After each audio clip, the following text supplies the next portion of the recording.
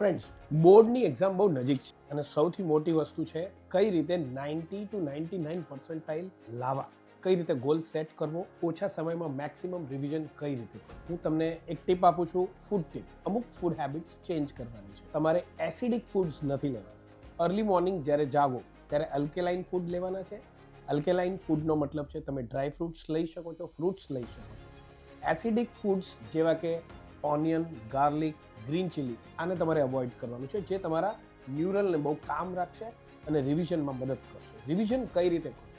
જો તમે auditory ટેકનિક્સમાં believe કરતા હો તો તમારે રોજ જે 5 સબ્જેક્ટ અથવા 7 સબ્જેક્ટ વાંચો છો એનો 1 મિનિટ ઓડિયો બનાવો.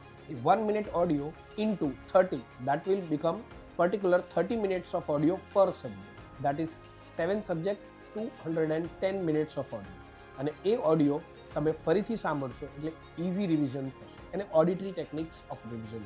એવી રીતે વિઝ્યુઅલ ટેકનિક, જે બી તમે બોલ્યા છો એને પ્રિસાઇસલી એક ચાર્ટ ફોર્મેટમાં એક પેજમાં લખી અને તમારા રૂમમાં લગાડી દો. એટલે જ્યારે બી તમે તમારા રૂમમાં એન્ટર કરો છો તો એને જોઈને તમારું રિવિઝન થશે. અને લાસ્ટ છે કિનેસ્થેટિક. રાઇટિંગ કરીને પ્રેક્ટિસ કરો. મેઇન પોઈન્ટ્સ બધું લખવા જશો તો ટાઈમ નહીં રહે, પણ મેઇન પોઈન્ટ્સ રાઇટિંગ એટલે કે kinesthetic activity. And third technique is make sure કે તમે તમારા બેડ ઉપર જ્યાં સૂઈ જાઓ છો ત્યાં વાંચશો નહીં.